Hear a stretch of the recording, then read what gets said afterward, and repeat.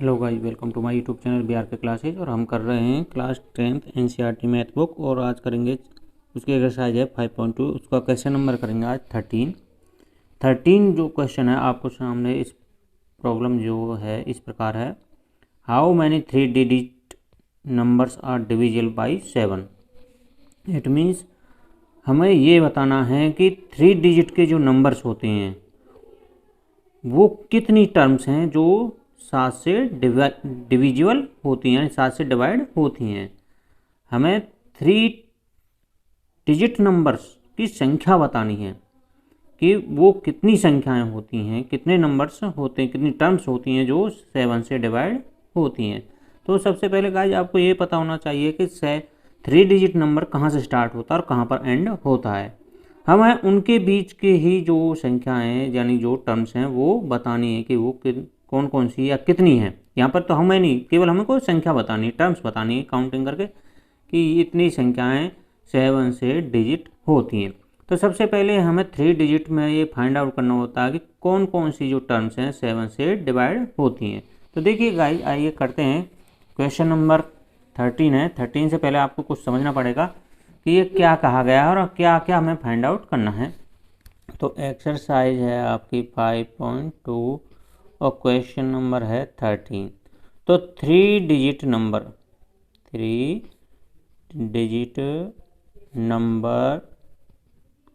Which is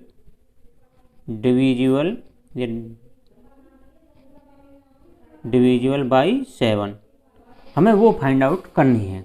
अब ये देखना है कि वो कौन कौन सी टर्म्स हैं एंड कौन कौन सी डिजिट हैं जो 3 नंबर की डिजिट हैं जो 7 से डिवाइड होती हैं। तो मान लीजिए जो 3 डिजिट है वो कहाँ से स्टार्ट होती है, 100 से स्टार्ट होती है। अब ये लगाना है पता क्या 100 जो 7 से डिवाइड होता है, नहीं 101 आता है, फिर इसके बाद 102 आता है, 103 आता है, 104, 105, इस तरह से अप टू चलते रहेंगे, काउंटिंग करते रहेंगे। तो लास्ट में जाकर हम 1000 पर पहुंचते हैं। परंतु 1000 ये तो 4 डिजिट नंबर हो जाता है। तो इट मीन्स इससे पहले की जो संख्या है वो होगा 909। तो ये क्या होगी 3 डिजिट नंबर है, इससे हमें कोई मतलब नहीं है, ये हमें केवल यहाँ तक काउंट करनी है। यानी 100 से स्टार्ट करके 909 तक काउंट करनी है। इनमें बताना है कि यहाँ से 100 से लेकर 909 तक इतनी कितनी टर्म्स हैं जो 7 से डिवाइड होती हैं। अब वो हमें एक एक करके फाइंड आउट करनी है तो बहुत समय लग जाएगा। इसी के लिए ये जो है nth फार्मूला लगाया जाता है, जो nth का फार्मूला आता है। तो देखिए इसमें हमें सबसे पहले आपको 2 या 3 तो टर्म्स में वो आपको फाइंड आउट करनी ही पड़ेंगी कि वो कौन कौन सी जो टर्म है जो 7 से डिवाइड होती हैं। तो मान लीजिए 100 नहीं डिवाइड होता 7 से, करके देख लेना आपको डिवाइड। 101 भी डिवाइड नहीं होता, 102 भी नहीं होता, 103 भी नहीं होता, 104 और 105। ये 105 है, ये 7 से डिवाइड हो जाता है। इसके बाद जो अगली जो टर्म होगी वो होगी 112 होगी, उसके बाद जो होगी 119 होगा। और इसी तरह से आप जब काउंटिंग करते रहोगे तो लास्ट में जाकर आप यहाँ पर पहुँचोगे 909।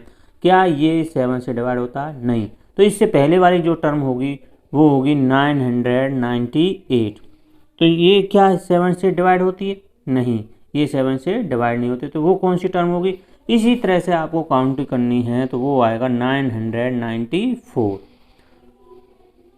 तो ये हमें टर्म्स मिल गई हैं कि फर्स्ट जो टर्म थी जो 7 से डिवाइड होती है वो होती है 105। सेकंड जो टर्म होती है वो किससे डिवाइड होती है 112। किससे डिवाइड होती है 7 से। फिर जो थर्ड टर्म आती है वो आती है 119।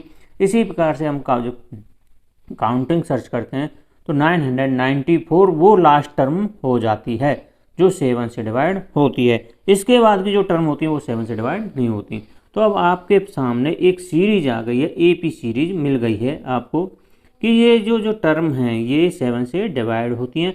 अब 7 से कब डिवाइड होती हैं? जब इनके बीच का जो डिफरेंस है वो कितना हो 7 होगा, जब तो ये 7 से डिवाइड होंगी, यानी इनके बीच का जो डिफरेंस है इक्वल चलता है। तो जब ये 7 से डिवाइड होती हैं। अब हमें बताना कि ये इतनी कितनी टर्म है, ये इनकी संख्या कितनी है। संख्या पता नहीं है हमको, टर्म्स नंबर ऑफ टर्म्स बताना है।